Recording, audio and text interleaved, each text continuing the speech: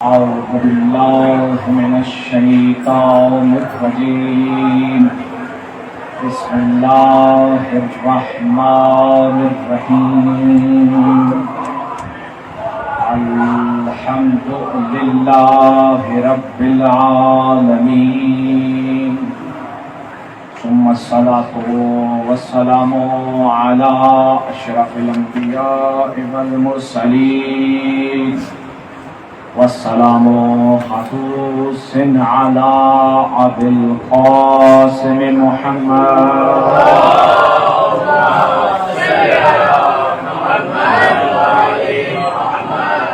وعلى حبيب رب المشرقين والمغربين، وعلى جد الحسن والحسين، وبه نستعين وهو خير الناصر ومعين. بسم الله الرحمن الرحيم. اللهم قل لوليك الحجة ابن الحسن صلواتك عليه وعلى آبائه في هذه الساعة وفي كل ساعة وليا وحافظا وقائدا وناصرا ودليلا وعينا، حتى تسكنه أرضك طوعا وتمتعه فيها طويلا برحمتك يا أرحم الراحمين. صلى الله.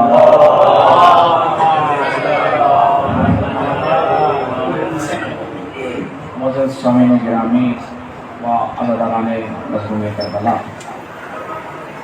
جیسا کہ آپ تمام احباب جانتے ہیں کہ آج ہماری سلسلہ نشست کی ساتویں مجلس ہے، اور ہم موضوع از غدیر کا ظہور یعنی غدیر سے ظہور تک ہوئی ایک آیا کا سہارا لیتے ہوئے اپنے فاصلے کو طے کر رہے ہیں۔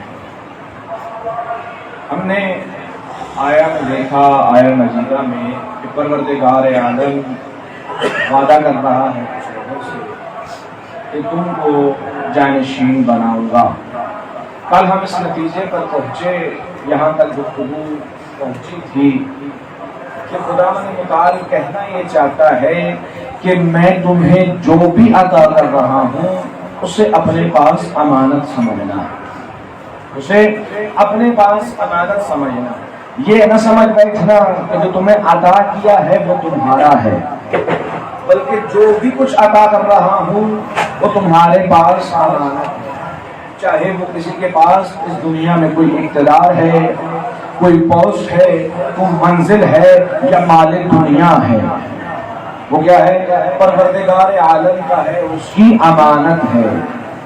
عرض کر رہا تھا کہ ہوتا کیا ہے ہمارے یہاں کہ جب انسان کے پاس کوئی عہدہ کوئی پوسٹ آ جاتی ہے تو وہ خدا کو بھول جاتا ہے، نہ خدا کو بھول جاتا ہے فقط بلکہ اس کی مخلوق کو بھی بھول جاتا ہے، وہ سمجھتا ہے کہ بس پھر میں ہی ہوں۔ لیکن جب یہ چیز آ جاتی ہے تو پروردگار عالم کیا کہہ رہا؟ قارون کے بارے میں پھر ہم ان کو زمین میں دسا دیتے ہیں، پھر ہم ان کو زمین میں دسا دیتے ہیں۔ صلوات پڑھیں محمد۔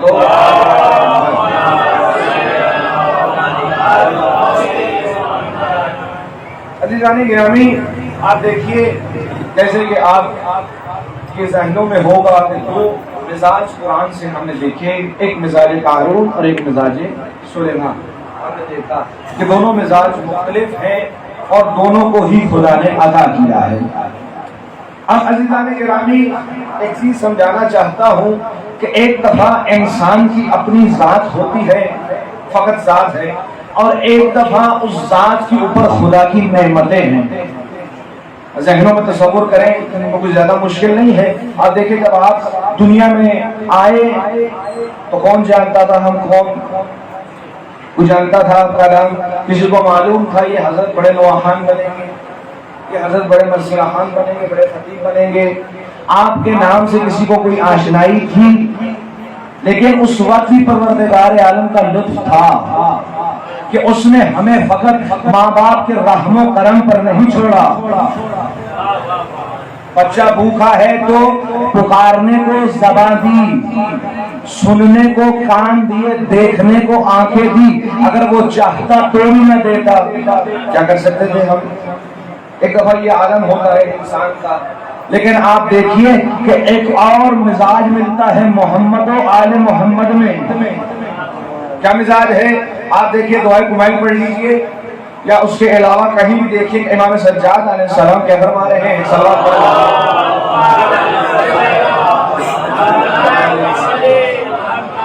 امام کیا فرما رہے ہیں؟ پروردگارا میں ڈرتا ہوں اس روز سے کہ میں تیرے حضور تیری بارگاہ میں بے لباس نہ آؤں۔ کب کا وقت بتا رہے ہیں؟ محشر کا وقت، یعنی یہ وہ ہستیاں ہیں جو یہ وہ مومن ہیں جو اپنے کفن کو بھی اپنا نہیں سمجھ رہے۔ عزیزان گرامی، کون ہستیاں ہیں جو اپنے کفن کو بھی اپنا نہیں سمجھ رہے؟ امیر کائنات کیا فرما رہے ہیں؟ پروردگارا سفر کتنا طولانی ہے لیکن زیادہ راہ کتنا کم ہے۔ اب دیکھیے کہ امام کیا فرما رہے ہیں دعائے کمائل میں کہ پروردگارا تیری آنکھ سے مجھے ڈر لگتا ہے۔ اب دیکھیے انا عبدک ضعیف مسکین، میں ناتواں ہوں، لیکن آپ یہی دیکھیے کہ یہی امیر المومنین ہیں کہ جب ان کی اوپر نعمات الہی آتی ہیں، اللہ اکبر عزیزو، جب نعمات الہی آتی ہیں تو کیا کروا رہے ہیں کہ کون ہے مجھ سے بہتر آسمانوں کے راستے جانتا ہو؟ آؤ مجھ سے پوچھو کہ میں زمین سے زیادہ آسمان کے راستے جانتا ہوں۔ کون ہے جو میرے پوچھے بغیر اس روئے عرض پر سانس بھی لے؟ کون ہستیاں ہیں عزیزو کہ جب نعمات الہی آ جاتی ہیں، اس کا یہ مطلب ہرگز نہیں ہے کہ آپ سوچیں کہ یہاں نعوذ باللہ من ذالک متکبر ہو رہے ہیں، یہ بحران نعمت ہے، نہیں، بلکہ اظہار کر رہے ہیں نعمات الہی کا اثر ہے کہ ہم یہاں پر ہیں۔ یہ نعمات الہی کا اثر ہے کہ جب انسان کے پاس کوئی اقتدار آ جائے تو اس کو خدا کو بھولنا نہیں چاہیے کہ اس نے عطا کیا تھا۔ اب آگے بڑھا جائیں تو آپ دیکھیے کہ دوسرا وعدہ جو خدا متعال کر رہا ہے کہ وَلَا يُمَكِّنَنَّ لَهُمْ دِينُهُمْ، ہم ان کے دین کو محکم قرار دیں گے، ان کے دین کو محکم قرار دیں گے، استوار قرار دیں گے۔ اب ذہنوں میں سوال آیا ان کے دین سے کیا مراد؟ کیا دین اسلام کے علاوہ کوئی اور دین بھی ہے؟ اب سوچیں، آج انٹرنیٹ کا دور ہے، جب آپ دین الہی، ادیان الہی سرچ کرتے ہیں تو آپ کے سامنے یہودیت، مسیحیت اور پھر اسلام غلط ہے یہ چیز۔ فقط دین اسلام ہے، دین فقط دین اسلام ہے جو ظاہراً آیا اس جہاں میں، اس کائنات میں آدم سے اختتام ہوا محمد مصطفیٰ پر۔ انبیاء آتے رہے، شریعتیں چلتی رہیں، لیکن دین اسلام ہی رہا۔ اب لیکن خدا نے اب یہاں پہ ایک اور بات عرض کر دوں کہ قرآن میں دیکھ لیجئے خدا کیا کہہ رہا ہے، ان الدین عند اللہ اسلام، خدا کے نزدیک، بے شک خدا کے نزدیک دین فقط دین اسلام ہے۔ اب کچھ لوگوں نے اس کا ترجمہ کیا کہ نہیں، بہترین دین یا محبوب دین دین اسلام ہے، بہترین دین یا محبوب دین دین اسلام ہے۔ اب میں یہاں ایک بات واضح کرنا چاہتا ہوں نوجوانوں کے لیے، عزیزان، اب دیکھیے اس آیت کا ترجمہ کیجئے تو آپ کو کہیں بھی محبوب کا لفظ نہیں ملتا، محبوب کا لفظ کہیں نہیں ملتا۔ بھائی کیوں آپ نے ترجمہ کر لیا؟ اچھا لگا ہم نے ترجمہ کر لیا، ہمارا دل چاہا ہم نے محبوب لگا دیا۔ بھائی اگر محبوب لگانا ہی ہوتا تو خدا لگا کر بھیجتا، وہ جانتا ہے، وہ بہتر جانتا ہے، لگا کر بھیجتا۔ گویا معلوم ہوا زمانہ کوئی بھی ہو، دین میں رد و بدل خدا کو پسند نہیں، خدا کو پسند نہیں ہے کہ ہیرا پھیری کی جائے، پیچھے آگے آگے پیچھے کیا جائے۔ معلوم ہوا اسی لیے جب دین کامل ہو رہا تھا، وہ دین کے مقام پر محمد مصطفیٰ نے کہا آگے چلے گئے ہیں پیچھے آ جائیں۔ پیچھے والے آگے آ جائیں، دین کامل ہو رہا ہے۔ اللہ جانے محمد مصطفیٰ نے تو کہا تھا من کنت مولا ہو فہذا علی المولا، جس کا میں مولا اس کا میں مولا۔ تم نے کیسے لے لیا اس کا میں دوست اس کا علی دوست؟ محمد صلوات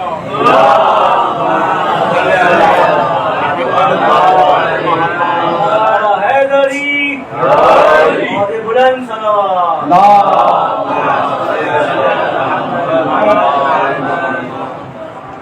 دیکھیے ہمیں اجازت نہیں ہے کہ کلام معصوم کلام خدا حتیٰ کہ امام معصوم علیہ السلام کی دعاؤں میں کوئی رد و بدل کریں، کہ آپ کو حق حاصل نہیں ہے۔ کہ آپ دیکھیے امام صادق کے پاس ایک شخص آتا ہے،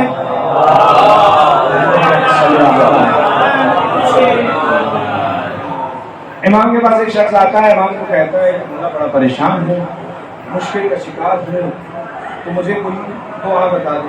امام فرماتے ہیں کہ ٹھیک ہے دعا پڑھو، یا اللہ یا رحمان یا رحیم یا مقلب القلوب ثبت قلوب العلا۔ تمام کچھ دن گزر گئے، واپس آیا، کہا مولا مشکل حل نہیں ہوئی۔ انہوں نے کہا کیا پڑھا؟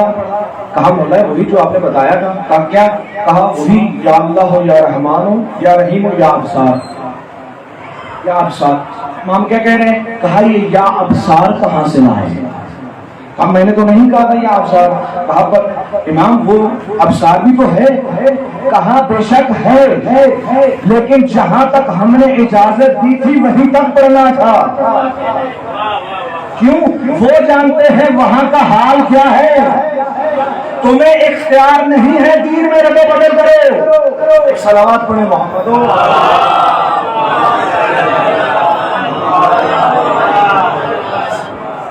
حضرات گرامی عرض کیا کہ دیکھیے تو پھر جب دین اسلام ہے تو خدا کیوں کہہ رہا ہے ان کے دین کو یا ان کے لیے جو دین ہے وہ محکم قرار دوں گا؟ اس کی دو تعبیریں ہیں، ایک یہ کہ خدا ان کو دین کے ساتھ شرف دے رہا ہے، یا دوسری تعبیر یہ ہے کہ خدا متعال کہنا یہ چاہتا ہے کہ کوئی ایسا دین ہے ہی نہیں جو ہم لائے ہوں، دین وہی ہے جو تمہارے اندر موجود ہے۔ اس بات کو واضح کروں گا عزیزان گرامی، دین وہی ہے جو تمہارے اندر موجود ہے، دین پہلے سے تمہارے قلوب میں محفوظ ہے، دین پہلے سے تمہارے قلوب میں محفوظ ہے۔ ہم نے کچھ نیا نہیں لایا، کیوں؟ دین وہی تو ہے جو تمہاری فطرت ہے، دین وہی ہے جو تمہاری فطرت ہے۔ بھائی تمہاری فطرت جس چیز کو برا جانتی ہے دین اس کو برا جانتا ہے، جس چیز کو اچھا سمجھ رہی ہے تمہاری فطرت اس کو دین اچھا کہہ رہا ہے۔ اب کیسے یہ معاملہ حل ہو؟ اب دیکھیے کہ یہاں سے لے کر پیچھے بیٹھے ہر شخص کا کیا مزید شروع کر لیجئے، پوچھئے کہ جھوٹ بولنا اچھا ہے یا برا؟ تو کیا جواب آئے گا؟ بچہ یہی کہے گا کہ بھائی برا ہے۔ اب دوسرا سوال کیا جائے، اگر برا ہے تو کیا آپ نے اپنی زندگی میں کبھی جھوٹ نہیں بولا؟ بھائی میں تو اس بات پہ ہاتھ نہیں اٹھا سکتا، کیا آپ نے اپنی زندگی میں جھوٹ نہیں بولا؟ ہم سب چپ۔ تو بھائی جب آپ جانتے ہیں کہ برا ہے تو پھر بولا ہی کیوں؟ ہم معلوم نہیں کا فطرت ہے۔ کہا اسی لیے تو اسلام آیا تھا، کہا اسی لیے تو اسلام آیا تھا کہ جو تمہاری فطرت خراب ہو گئی ہے اس کو دوبارہ درست کر دے۔ کہا جو فطرت خراب ہو گئی ہے اس کو درست کر دے، اس کو قرار دے تاکہ اثر ظاہر ہو، ہماری فطرت کی اسلام۔ صلوات پڑھیں محمد۔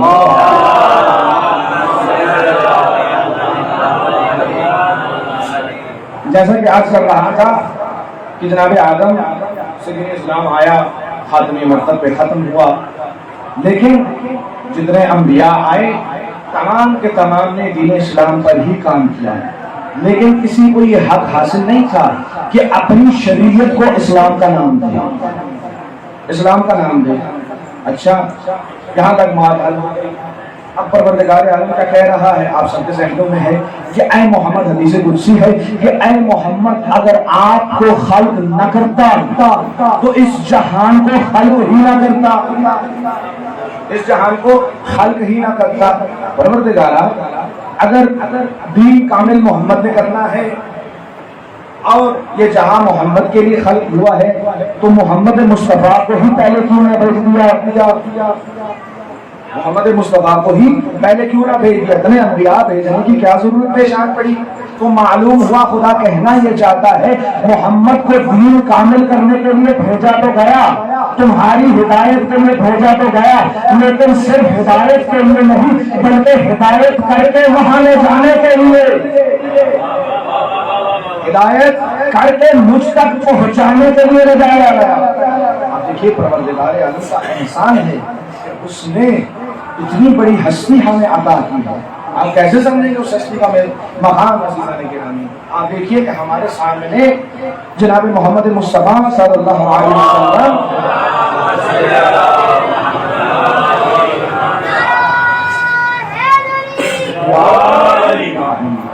اب دیکھیے کہ آپ کے سامنے جناب رسول اللہ کی ایک حقیقت مجازی ہے اور ایک حقیقت خود حقیقت محمدیہ ہے۔ آسان سمجھانا چاہتا ہوں۔ اب دیکھیے حقیقت محمدیہ اس جو بدل رکھتے ہیں رسول خدا، اس سے بہت فرق کرتی ہے۔ حقیقت محمدیہ کب سے ہے؟ جو مجازی ہے وہ تو جانتے ہیں 1400 سال پہلے دنیا میں آئے، اول کو دنیا میں آئے کہاں، لیکن حقیقت محمدیہ جو اصل ہے وہ کب سے ہے؟ سوچ سکتے ہیں آپ؟ وہ تب سے ہے جب سے رب العالمین ہے، تب سے ہی رحمت للعالمین ہے۔ یوں کہوں دیکھیں اس جہان میں کوئی ایسی ہستی نہیں ہے جو محمد اور رب کے درمیان ایک فاصلہ کھینچ سکے، کیونکہ محمد اس وقت بھی تھے جب نہ زمان تھا نہ مکان تھا، نہ زمان تھا نہ مکان تھا، نہ یہ جہاں تھا نہ مخلوق تھی۔ کیوں؟ سب سے پہلا نور جو خلق کیا وہ محمد مصطفیٰ کو خلق کیا۔ ایک صلوات پڑھے۔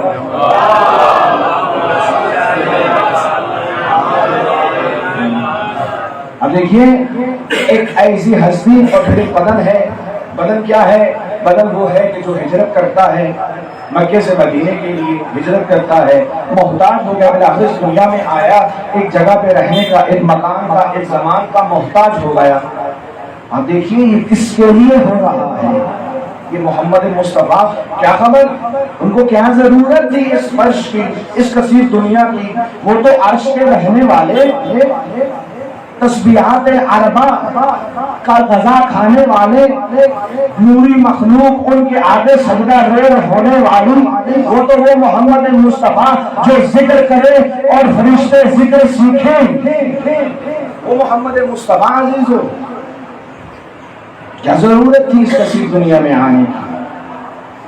یا ایک حدیث آپ کے ذہنوں میں ہوگی، بچے کے ذہن میں ہوگی کہ کہا ہمارا پہلا بھی محمد، ہمارا درمیانہ بھی محمد اور ہمارا آخری بھی محمد۔ اب ذہنوں میں سوال آیا کہ حدیث تو ہم نے سن لی کہ ہمارا اولنا محمد، وسطنا محمد، آخرنا محمد۔ ایک صلوات پڑھے محمد۔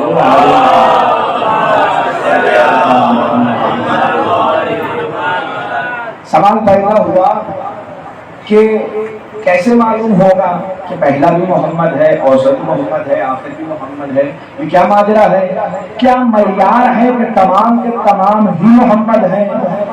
تمام کے تمام ہی محمد ہیں؟ عزیزان من، یہ جو حدیث ہے اس کا تعلق حقیقت سے ہے، مجاز سے نہیں۔ اس کا تعلق فرش سے نہیں، عرش سے ہے کہ جب وہ اس دنیا میں آئے، کوئی محمد بنا، کوئی علی، کوئی فاطمہ، کوئی حسن، کوئی حسین، جب وہاں پر وہ تمام کے تمام محمد واحد اللہ اکبر عزیزو تو سمجھانا چاہتا ہوں، جب اس دنیا میں آئے تو جدا ہوئے، ایک بدن، دوسرا بدن، تیسرا بدن بلا، لیکن جب عرش پر تھے تو نور واحد تھے۔ کب سے تھے؟ جب نہ زمان تھا نہ مکان تھا۔ لیکن یہ پروردگار کا احسان ہے کہ اس نے اپنی مخلوق کی ہدایت کے لیے ان کو فرش پر بھیجا، فرش پر بھیجا۔ کیوں؟ کہا کہ اگر اے میرے بندے تو مجھ تک پہنچنا چاہتا ہے تو ضروری تھا کہ پہلے 1,22,999 انبیاء تجھ پر محنت کرتے اور محمد مصطفیٰ تجھ کو مجھ تک پہنچاتے۔ یہ ضروری تھا، اتنے انبیاء تجھ پر محنت کرتے اور پھر تو مجھ پر پہنچتا، مجھ تک پہنچتا۔ عزیزان گرامی، یہ دین اسلام کوئی عام دین نہیں ہے عزیزوں، کوئی عام بات نہیں ہے۔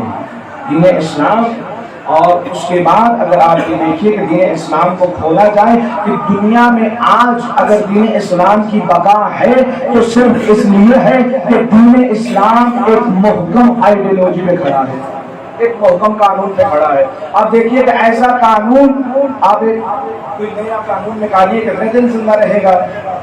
چند دن۔ کیوں؟ جب تک اس قانون سے بہتر کوئی قانون نہ آ جائے، منطق کا اصول ہے کہ جب تک اس سے بہتر کوئی قانون نہ آ جائے وہ قائم رہتا ہے، جب اس سے بہتر آ جاتا ہے وہ ختم ہو جاتا ہے۔ لیکن دین اسلام ایسا دین ہے، زیادہ تو چھوڑ دیجیے 1400 سالوں سے آج تک باقی ہے عزیز، آج تک باقی ہے عزیز۔ کیوں؟ کہ دین معقول ہے، دین عقلی ہے، دین عقلی ہے۔ لیکن اب یہاں پہ اگر آپ کے پاس دین عقلی ہے تو امام کیا فرما رہے ہیں؟ اس دین کے ماننے والے کو بھی چاہیے کہ اس دین پر عقل کے مطابق چلے۔ جیسے امام کیا کہنا چاہتے ہیں کہ یعنی جیسے کل عرض کیا تھا کہ امام رضا علیہ السلام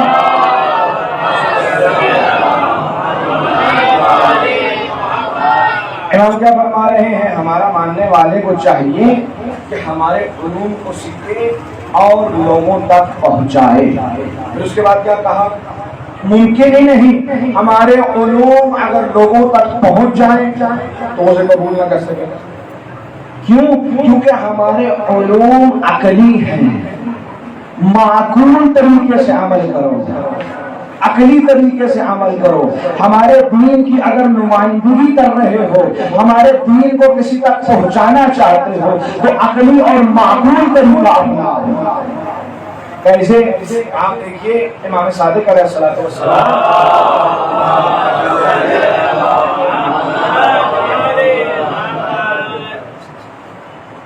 امام صادق کا ایک شاگرد ہے توحید فضل کے نام سے حوزے میں کتاب بھی پڑھائی جاتی ہے۔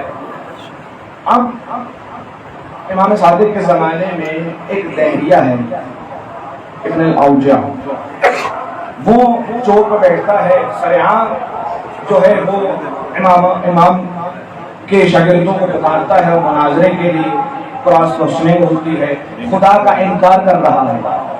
امام کا شاگرد چلتا ہے، اس کے پاس کچھ گفتگو ہوتی ہے، لیکن کچھ لوگ ایسے ہوتے ہیں زمانے میں کہ آپ ان کو جتنا بھی سیٹسفائی کرنے کی کوشش کریں ان کی انا کا مسئلہ ہوتا ہے کہ نہیں ماننا، نہیں ماننا۔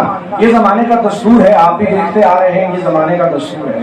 اس نے بھی کچھ ایسے کیا، جتنے بھی دفعہ اس نے فضل نے جو ہے اس کو جواب دیے، اس نے کہا نہیں ماننا، نہیں ماننا، نہیں، انکار کرتا رہا۔ پھر فضل کی زبان سے ایک لفظ نکلا کہ خاموش ہے ملعون۔ جو چاہتا ہوں عزیزان گرامی، جیسے ہی یہ لفظ نکلا اس نے کہا سب چھوڑ دو، تم یہ بتاؤ تم کس کے شاگرد ہو؟ فضل کا سر جھکا، کہا میں امام جعفر صادق کا شاگرد ہوں۔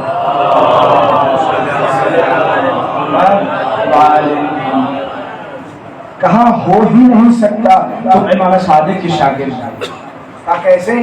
کہا اس لیے کہ ہم نے آج تمہارے سامنے جتنے اشکالات کیے اس سے کئی زیادہ سخت ہم نے خود امام پر اشکال کیے، لیکن ہوتا ہی نہیں کہ کبھی امام کی مسکراہٹ ختم ہوئی ہو، کبھی امام کے ماتھے پر بل بھی آیا۔ محسوس کر سکتے ہیں کہ ایک مومن کی ذمہ داری کتنی سخت ہے اس زمانے میں، کہ مومن وہ کہ جو اپنے کردار سے نمائندگی کرے، مومن وہ جو اپنی لسان سے نمائندگی کرے۔ مومن وہ جو پہچانا جائے دور سے وہ جا رہا ہے علی کا شیعہ، وہ جا رہا ہے جعفر صادق کا شیعہ۔ معذرت کے ساتھ ابھی تازہ مثال لے لیجیے، ابھی میں آ رہا تھا، دیکھ رہا تھا راستے میں، شاید کچھ دیر پہلے یہاں سے جلوس گزرا، جلوس گزرنے کے بعد آپ جا کے ذرا روڈ کی حالت دیکھ لیجیے، کیسی حالت ہے، گلاس پڑے ہوئے ہیں، وہ جو تھیلیاں پلاسٹک جو بھی چیز جلوس میں استعمال کی گئی وہیں پھینک دی گئی۔ اب دیکھنے والا کیا کہے گا، حسین ابن علی کے ماننے والوں کا جلوس کیا تھا؟ عزیزان ایمان، کہیں ایسا تو نہیں ہے کہ دین معقول ہے، دین حق ہے، لیکن ہماری وجہ سے دین داغدار ہو رہا ہے؟ کہیں ایسا تو نہیں ہے ہماری وجہ سے حسین ابن علی داغدار ہو رہا ہے؟ ہم یہاں کیوں بیٹھے ہیں کہ امام کے قریب ہو جائیں، جلوس کیوں نکل رہا ہے؟ امام کی رضا حاصل ہو جائے، کہیں ایسا نہ ہو کہ امام کی رضا کے بجائے امام ہم پر غضبناک ہو جائے، کہیں ایسا تو نہیں ہے؟ آپ دیکھیے کہ جب معرفت امام ہوتی ہے، جب انسان اپنے امام کو پہچان لیتا ہے اور تقاضا امام پہچان لیتا ہے تو پھر اس کا ہر قدم یہی سوچ کر نکلتا ہے کہ میرا امام راضی ہے یا نہیں ہے، میرا امام مجھے دیکھ رہا ہے، وہ اس عمل پر راضی ہے یا نہیں ہے۔ عزیزو، آپ دیکھیے کہ کربلا ایک ایسی سرزمین ہے، جیسے بات کر رہا تھا کہ فطرت اور اسلام، جب فطرت اور اسلام انسان کے پاس اکٹھی ہو جاتی ہے، جب انسان اپنی فطرت کو اور اسلام کو پہچان لیتا ہے تو پھر انسان فقیہ بن جاتا ہے، انسان فقیہ بن جاتا ہے۔ فقیہ آج کل کی زبان میں ایسا نہیں ہے کہ صاحب امامہ ہو، حوزے میں پڑا ہوا ہو، نہیں، فقیہ سے مراد جو دین اور فطرت کا علم رکھتا ہو۔ آپ دیکھیے کس کی نظام امام کی نگاہ میں ہے کہ آپ دیکھیے کہ کربلا کی ایک شخصیت حبیب ابن مظاہر کہ جب حسین علیہ السلام اس کو پکار رہے ہیں تو کیا کہہ رہے ہیں؟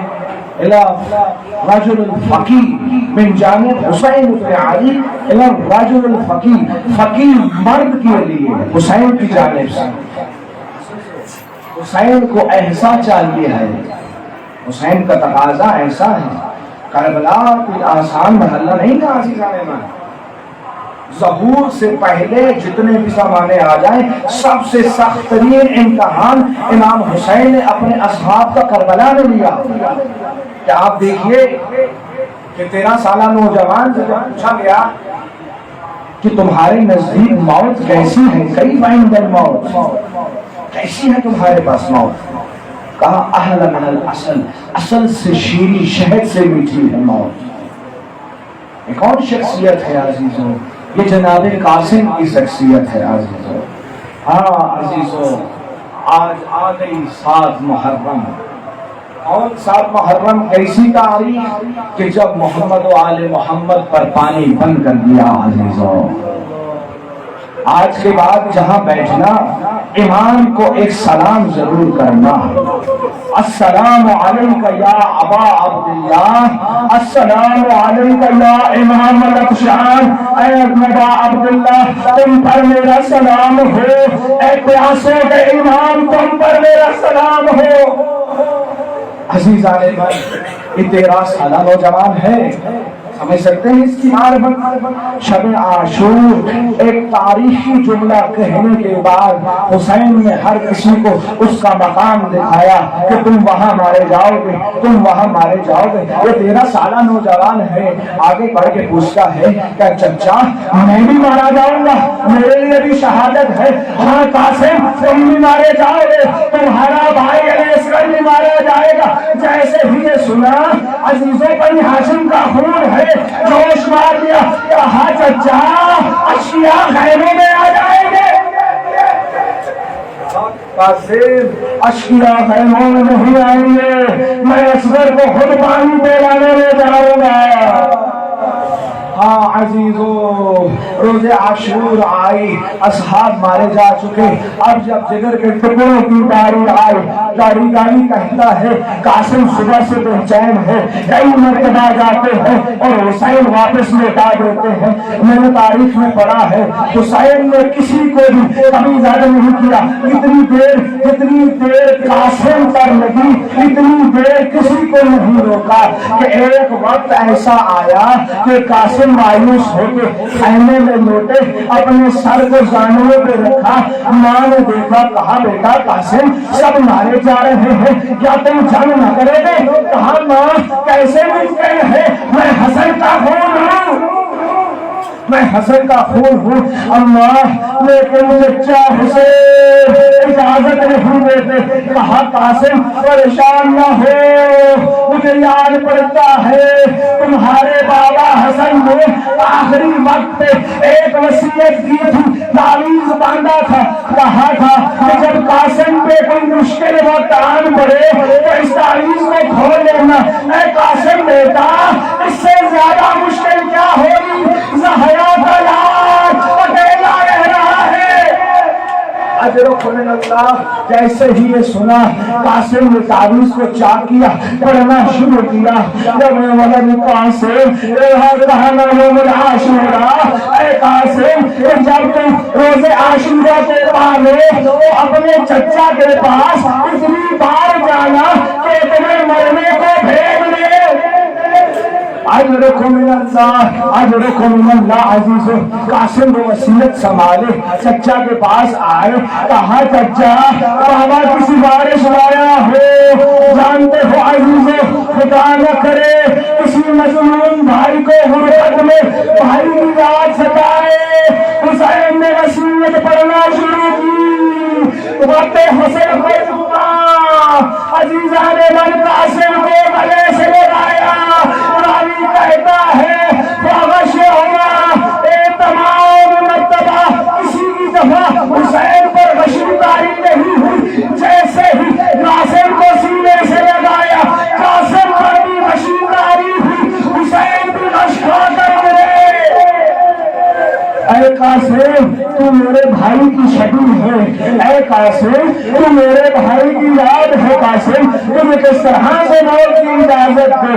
خیمے میں لائے قاسم کو حسن والا امامہ بنایا، حسن والی آبا بنائی، گھوڑے پہ سوار کیا، عزیزان من قاسم چلے، پھر آخر حسن کا خون ہے یعقوب نے، لیکن ایک مرتبہ ایک ملعون گھوم کر پیچھے سے آیا، دھوکے سے گول مارا، قاسم اپنے آپ کو زمین پہ سنبھال نہ پائے، بچے تھے، پاریڑی میں پھنس گیا، چچا حسین مدد کو آئیے گا۔ اجرکم من اللہ، اجرکم من اللہ عزیز۔ راوی کہتا ہے حسین شکرے کی تیزی کے ساتھ قاسم کے لاشے پر پہنچے، لیکن حسین کی نگاہ قاسم سے پہلے قاتل قاسم پر پڑی، جیسے ہی نگاہ پڑی حسین نے تلوار نکالی، حملہ کرنا چاہا، اس نے ہاتھ آگے بڑھائے، اس کے ہاتھ کٹے، کہا ملاؤں مجھے حسین سے بچا لے۔ بلدی ہوئی فوجیں واپس آئی، قاسم کا لاشا گھوڑوں کی ٹاپے ٹاپ لگتی تھی، سگاتی تھی چچا، پسلی ٹوٹتی تھی، اے چچا گرد خاک ہٹی۔ حسین نے دیکھا قاسم کا لاشا دامان ہے، حسین کہہ رہے ہیں قاسم میں شرمندہ ہوں، تمہارا چچا شرمندہ ہے، تمہارے بلانے پہ نہ پہنچ سکا۔ عزیزان من حمید بن مسلم کہتا ہے حسین نے قاسم کے لاشے کو سمیٹا، بکھرا ہوا لاشا سمیٹا، گلے سے لگایا، خیمے کی جانب چلے، آؤ خروا تمہارے حسن کا یتیم آیا۔ لعنت اللہ قوم الظالمین، ماتم حسین۔